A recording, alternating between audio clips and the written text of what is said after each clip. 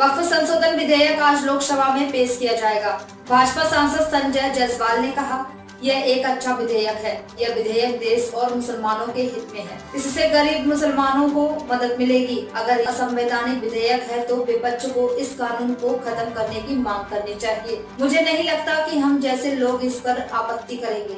आज तक किसी गरीब को वक्फ से कोई लाभ नहीं मिला है और खुद माननीय असउद्दीन ओवैसी साहब ने 2012 में अनस्टार्ट क्वेश्चन इसी लोकसभा में पूछा है कि जो वक्फ के बोर्ड जो धांधली कर रहे हैं, संपत्तियों को लूटने का कर रहे हैं, उसमें सरकार क्या कर रही है।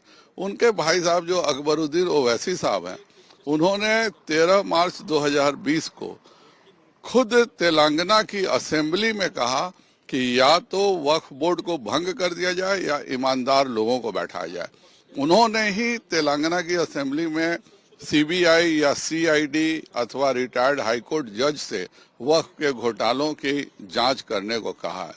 आज अफसोस की बात यही है कि जब इस देश में वक्फ बोर्ड को पूर्णतः पारदर्शी किया जा रहा है, यह व्यवस्था की जा रही है कि वक्फ बोर्ड के कमाई से गरीब मुसलमानों को मदद मिले, तो जिनकी दुकानदारी बंद हो रही है, जो लोग खुद वक्फ बोर्ड की संपत्ति को दबाकर बैठे हुए हैं, वह बाकियों को बरगलाने का काम कर रहे हैं।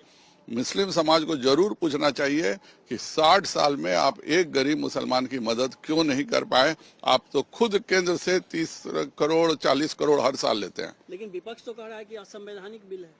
कल उन्होंने बैठक किया है।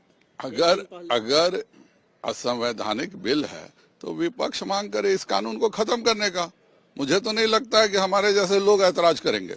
अगर विपक्ष कहता है कि असंवैधानिक है, अगर कानून केंद्र सरकार का वक्फ पर बनाया हुआ कानून असंवैधानिक है, ओवैसी साहब भी बार बार कह रहे हैं कि यह 14 का, 24 का, 26 का, 29 का उल्लंघन है, वक्फ बोर्ड खत्म करने की बात करें। मुझे लगता है कि हर कोई तैयार हो जाएगा। वक्फ बोर्ड का कानून नेहरू जी के जमाने में बना, आपको कोई दिक्कत नहीं हुई। 5 बार संशोधन हुए, आपको कोई दिक्कत नहीं हुई। लेकिन अगर यह हो रहा है कि अब मूल मुद्दा क्या, मूल मुद्दा 2 ही हैं। एक, इस संपत्ति को सीएजी से जांच होगा कि संपत्ति का सही उपयोग हो रहा है कि नहीं। तो जितने घोटालेबाज मुतवली हैं वह सब एक होकर के अपने घोटाले छुपाने के लिए, क्योंकि सब पता चल जाएगा कि जो ये all India Muslim personal law board वाले हैं, उन्होंने कितनी वक्फ की जमीन हड़पी हुई है, जो ये नेता बनते हैं वो कितनी जमीन हड़पे हुए हैं। पूरी समिति जॉइंट पार्लियामेंट्री कमेटी में एक भी पसमानदा समाज का सांसद नहीं था। यही बताता है कि किस तरह से इन लोगों ने गरीब और पसमानदा मुसलमानों के रक्त को चूसा।